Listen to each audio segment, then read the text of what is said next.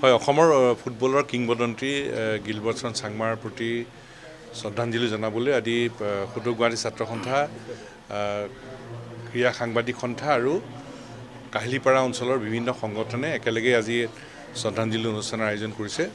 প্ৰথম কথা, গিলবাৰ্টছন চাংমালৈ আমি সুদূৰ অসম ছাত্ৰ সন্থাৰ তৰফৰ পৰা গভীৰ শ্ৰদ্ধাঞ্জলি জনালোঁ। গিলবাৰ্টদাৰ কথা ক'লে আচলতে অন্ত নাই।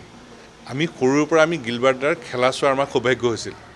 যেতিয়া টিভি অহা নাছিল তেতিয়া ফুটবল মানে কি, Bordoloi trophy, independence day, ITP আছিল, দুগৰ আছিল, এইবিলাকে খেলা। আৰু বৰদলৈ ট্ৰফিৰ আকৰ্ষণটোৱে বেলেগ আছিল। তেতিয়া বৰদলৈ ট্ৰফি চাবলৈ মানে ষ্টেডিয়াম ঠাহ খাই পৰে মানুহে। আৰু এটা দৃশ্য আমাৰ এতিয়াও মনত আছে যে শ্বিলঙৰ পৰা শাৰী শাৰী জীপবোৰ আহে। আপুনি উলুবাৰী চাৰিআলিৰ পৰা ষ্টেডিয়ামলৈ কেৱল শাৰী শাৰী জীপেই পাব। তাত শ্বিলঙৰ পৰা ৰাইজ নামি আহে, ষ্টেডিয়ামৰ ভিতৰে বাহিৰে ৰাইজ। আৰু মোৰ এতিয়াও মনত আছে, আপোনালোকে ষ্টেডিয়ামৰ পিছফালে চাব, এটা পানীৰ টেংকি দুটা আছে পাহাৰখনত। পানীৰ টেংকিৰ ওপৰতো মানুহ থিয় হৈ খেলা চায়। কাৰ খেলা চায়? গিলবাৰ্টদাৰ খেলা চায়। আৰু গিলবাৰ্টদাৰ এটা সুকীয়া প্ৰতিভা আছিল, তেখেতৰ সুকীয়া শৈলী আছিল, ভৰিত যাদু আছিল এটা। আৰু সেই গিলবাৰ্টছন চাংমাৰ খেলা চোৱাৰ মোৰ সৌভাগ্য হৈছিল। গিলবাৰ্টদাৰ কথা কোৱাৰ মোৰ যোগ্যতাও নাই, মোৰ ধৃষ্টতাও নাই, কিন্তু আমাৰ সৌভাগ্য হৈছিল যে আমি গিলবাৰ্টদাৰ খেলা চোৱাৰ আমাৰ সৌভাগ্য হৈছিল। আৰু তেনে এগৰাকী প্ৰতিভাৰ অধিকাৰী, তেনে এগৰাকী সুকীয়া শৈলীৰ অধিকাৰী গিলবাৰ্টদা আমাৰ মাজৰ পৰা নোহোৱা হ'ল। মোক যদি ব্যক্তিগতভাৱে মানে ক'বলৈ কয়, ডাঙৰ ডাঙৰ প্লেয়াৰৰ কথা আমি সকলোৱে দেখি আছোঁ। এতিয়া টিভি খোলাৰ লগে লগে বিশ্বৰ সকলো ভাল ভাল তাৰকা আমি ফুটবল খেলুৱৈ আমি দেখিবলৈ পাওঁ।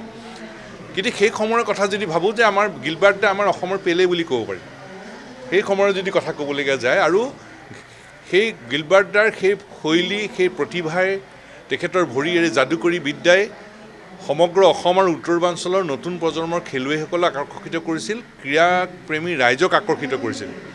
গিলবাৰ্টদা আমাৰ মাজত পৰা নোহোৱা হ'ল, কিন্তু গিলবাৰ্টদাৰ যি চিন্তা, তেখেতৰ যি ক্ৰীড়াসুলভ মনোভাৱ, তেখেতৰ যি নিৰহংকাৰী মন, তেখেতৰ যি নিৰহংকাৰী আচৰণ, সি সদায় আমাক উদ্বুদ্ধ কৰি থাকিব। আৰু তেখেতৰ এই চিন্তাই আমাক সদায় সেই সকলো কথা আমাৰ হৃদয়ত সদায় জীপাল কৰি ৰাখিব। গিলবাৰ্টদা আমাৰ মাজত নাই, আমি অসমীয়া এটা সম্পদ হেৰুৱালোঁ।